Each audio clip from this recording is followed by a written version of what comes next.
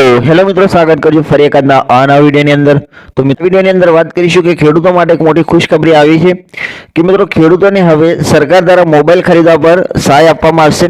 તો કે આ સહાય કેટલી આપવામાં આવશે, કયા ખેડૂતોને સહાય આપવામાં આવશે અને સહાય લેવા માટે તમારે કયા ડોક્યુમેન્ટની જરૂર પડશે અને ક્યાં અરજી કરવાની રહેશે, તો તેની સંપૂર્ણ માહિતી આપણે આજના વિડીયોમાં જોઈશું. તો વિડીયોના અંત સુધી બન્યા રહેજો અને જો વિડીયો ગમે તો વિડીયોને એક લાઈક આપી, ચેનલમાં નવા હો તો ચેનલને સબસ્ક્રાઇબ કરવા વિનંતી. અને મિત્રો અમને કમેન્ટ કરીને ખાસ જણાવજો કે અમારો વિડીયો તમે કયા ગામ કે કયા શહેરથી જોઈ રહ્યા છો, તો મિત્રો અમને પણ ખબર પડે કે અમારો આ વિડીયો આ ગામ કે આ શહેર સુધી પહોંચી રહ્યો છે. તો મિત્રો વિડીયોની શરૂઆત કરી લઈએ કે ગુજરાત સરકારે ફ્રી મોબાઈલ સહાય યોજના શરૂ કરી છે, જે નાના અને મધ્યમ આવક ધરાવતા ખેડૂતોને સ્માર્ટફોન ખરીદવા માટે નાણાકીય સહાય આપે છે.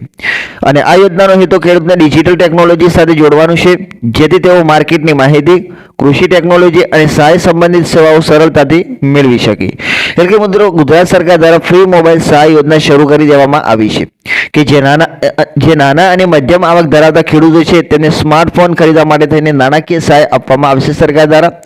અને આ યોજનાનો મુખ્ય હેતુ એ જ છે કે જે ખેડૂતો છે મિત્રો તે ડિજિટલ ટેકનોલોજી સાથે જોડાયેલા રહે, જેના કારણે તેઓ માર્કેટની માહિતી, કૃષિ ટેકનોલોજી અને સહાય સંબંધિત બધી જ સેવાઓ તે સરળતાથી મોબાઈલ દ્વારા મેળવી શકે. ત્યારબાદ મિત્રો ફ્રી મોબાઈલ સહાય યોજના ખેડૂતોને મોબાઈલ ખરીદવામાં મદદ કરે છે, જે તેમના રોજિંદા ખેતી કાર્ય, માર્કેટ અને નાણાકીય વ્યવહાર સરળ બનાવે છે. અને સબસિડીના કારણે ખર્ચ ઓછો થાય છે અને નાની રકમથી ડિજિટલ કનેક્શન મેળવવાની તક મળે છે. એટલે કે મિત્રો ફ્રી મોબાઈલ સહાય યોજનાથી મિત્રો ખેડૂતોને મોબાઈલ ખરીદવા માટે થઈને આર્થિક મદદ પૂરી પાડવામાં આવે છે, જે તેમના રોજિંદા ખેતી ખર્ચ છે મિત્રો, માર્કેટ અને નાણાકીય વ્યવહાર સરળતાથી મોબાઈલ દ્વારાથી મેળવી શકે. અને સબસિડીના કારણે થઈને મિત્રો ખર્ચ ઓછો થાય છે અને નાની રકમથી ડિજિટલ કનેક્શન મેળવવાની વધુ તક મળે છે. ત્યારબાદ મિત્રો ઓનલાઈન અરજી કઈ રીતે કરવી મિત્રો, તો કે મિત્રો લાભાર્થીઓ આ ખેડૂત પોર્ટલ પર જઈને ઓનલાઈન અરજી કરી શકે છે અને ફોર્મમાં આધાર કાર્ડ, બેંક ખાતું અને ખેડૂતનું રજીસ્ટ્રેશન દાખલ કરવું જરૂરી છે. મંજૂરી મળ્યા બાદ સબસિડી સીધી ડીબીટી પદ્ધતિથી બેંક ખાતામાં જમા કરવામાં આવે છે. એટલે કે મિત્રો હવે આ ફોન લેવા માટે થઈને મિત્રો આ ફોન માટે સહાય લેવા માટે થઈને ઓનલાઈન અરજી કઈ રીતે કરવાની, તો કે લાભાર્થી આ ખેડૂત પોર્ટલ પર જઈને ઓનલાઈન અરજી કરી શકે છે અને ફોર્મની અંદર આધાર કાર્ડ છે, બેંક ખાતું છે અને ખેડૂતનું રજીસ્ટ્રેશન દાખલ કરવું જરૂરી છે. અને મિત્રો આ મંજૂરી મળ્યા બાદ તમને સબસિડી છે મિત્રો સીધી ડીબીટી એટલે કે ડાયરેક્ટ બેંક ટ્રાન્સફર દ્વારા તમારા ખાતાની અંદર જમા કરી દેવામાં આવશે સરકાર દ્વારા. ત્યારબાદ મિત્રો કોને મળશે આ સહાયનો લાભ, તો કે આ યોજના નાની અને મધ્યમ આવક ધરાવતા ખેડૂતો માટે છે, જેઓ સ્માર્ટફોન ખરીદવા ઈચ્છે છે. પાત્રતા માટે આધાર કાર્ડ, બેંક ખાતું અને જમીનની માહિતી જરૂરી છે. સમયસર અરજી કરવાથી ફાયદો સરળતાથી મેળવી શકાય છે. એટલે કે મિત્રો હવે આ યોજનાનો લાભ કોણ લઈ શકે, તો કે આ યોજનાનો લાભ નાના અને જે મધ્યમ આવક ધરાવતા ખેડૂતો છે મિત્રો તે લઈ શકે છે, જેઓ સ્માર્ટફોન ખરીદવા ઈચ્છે છે પરંતુ તેમના પાસે પૈસા નથી. અને પાત્ર માટે મિત્રો આધાર કાર્ડ, બેંક ખાતું અને જમીનની માહિતી જરૂરી છે અને સમયસર અરજી કરવાથી ફાયદો સરળતાથી મેળવી શકાય છે.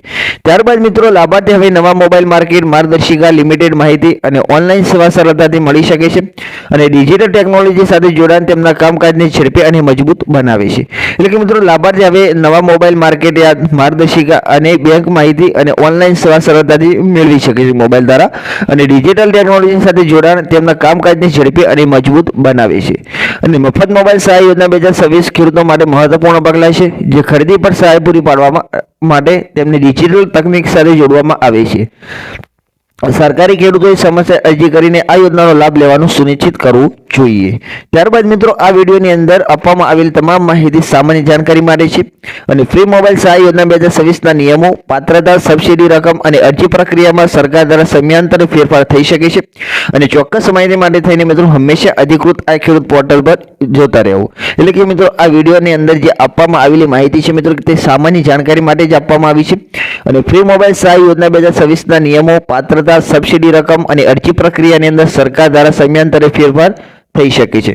ચોક્કસ રીતે મિત્રો માહિતી માટે થઈને તમારે હંમેશા અધિકૃત આ ખેડૂત પોર્ટલની મુલાકાત લેતું રહેવું જોઈએ. તો મિત્રો આ હતી ફ્રી મોબાઈલ સહાય યોજના 2026ની માહિતી. તો મિત્રો અમે આશા કરીએ કે તમને આ વિડીયો ગમ્યો હશે તો વિડીયોને એક લાઈક કરી દો અને જો તમે ચેનલમાં નવા તો ચેનલને સબસ્ક્રાઇબ કરી અને બેલ આઇકનને દબાવી દો, જેથી કરીને અમે કોઈ પણ આવી માહિતી લાવીએ અમારી યુટ્યુબ ચેનલની અંદર તો તેની સૌથી પહેલી નોટિફિકેશન તમને મળતી રહે. થેન્ક યુ મિત્રો.